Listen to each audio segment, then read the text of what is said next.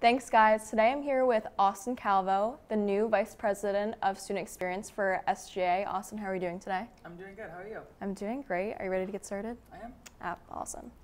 So as the Vice President of Student Experience, what are your goals for this semester? So my goals over the course of the semester are to do a full charter review of every chartered organization. It's something that's supposed to happen every year in SGA, but it's something that's kind of like we've been too busy to get to that because it does take a lot of work. So over the course of this semester, and then if I get reelected next year as well, I'm going to continue that. And then I'm going to continue the Your Voice, Our Quinnipiac series that Tatyana started last semester, and that's just an open mic kind of experience focusing on different topics like women's rights, multicultural issues, stuff like finances, things like that.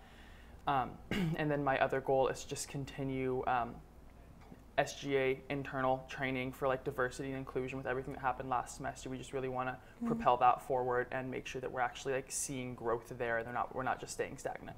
Absolutely. You mentioned about you want to review like the charters, stuff like that. What are your plans regarding the chartering of certain organizations going forward, like new organizations, and what are your plans for already chartered organizations? So for new organizations, the process it's just the same as it has been before. They just have to be recognized for a year and then come to me, and I have to make sure their charter is in line with our chartering policy. So that's pretty easy. But for organizations that are already chartered, I'm just going to be, as I pull their constitutions, I'm just going to send them an email and say, hey, I just want to let you know you're under review. If there is anything that you need to change, I'll send you an email and we can come in and talk about it, and you can get those changes back to me, and then we can like get your constitution up to date with how it's supposed to be running. Awesome.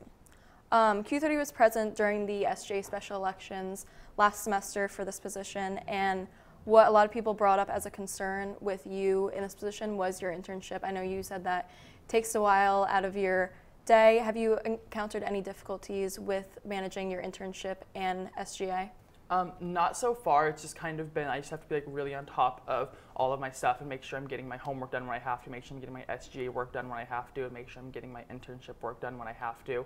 And it's just kind of cut down on my free time, but I really don't have a problem with that because this is what I want to be doing. This position is what I want to be doing, and this internship is what I want to be doing. So that's great. Another duty of your position is to act as a liaison for student organizations and to advocate for co-curricular engagement.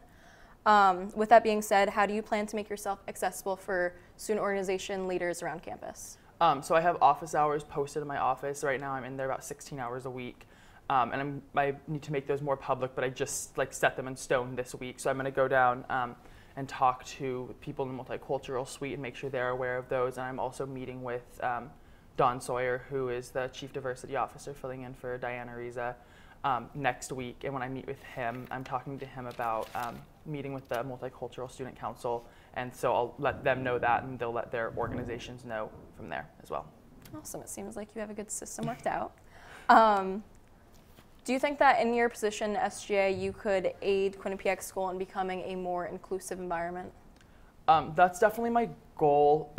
Like with the Your Voice, Our Quinnipiac series, like that's something that we want to like try to facilitate conversation, even like for people to ask us uncomfortable questions. And SGA is also hosting Ask Away at either the end of this month or early next month, and that's just an event where we're going to table the week before, and people can write whatever question they have, no matter how uncomfortable a question may be, and we're going to try to do our best to answer as many questions as we can. And we're trying to get people from like GSA, from Latino Cultural Society, like South Asian Student Society, all of those things.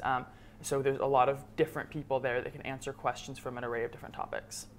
Going back to your point about having the Your Voice, Our Quinnipiac event, that was a point of where a lot of issues arose in SGA last semester.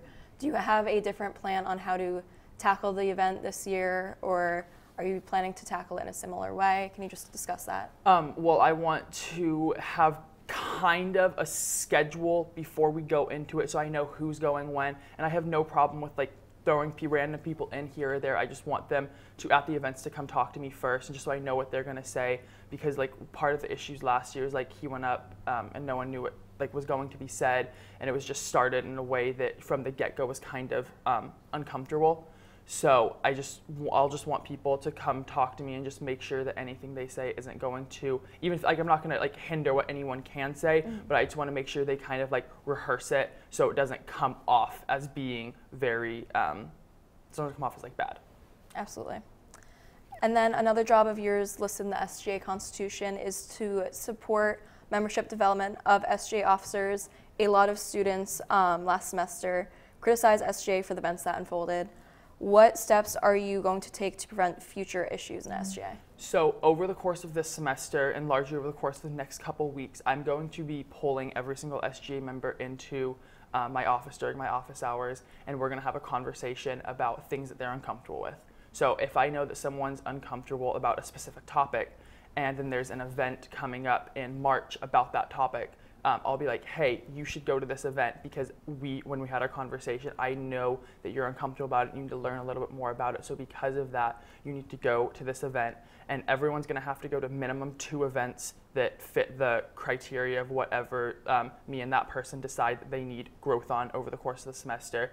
And then after those 2 events, at the end of the semester, I'm going to do the same thing and pull everyone into my office again, have another one-on-one conversation with them and see if they feel more comfortable and where they are with the topic now. And that's a training that can keep going on through that person's years on SGA. Thank you, Austin, for speaking with us. That is all the time we have. Back to Brenna and Brooke at the desk.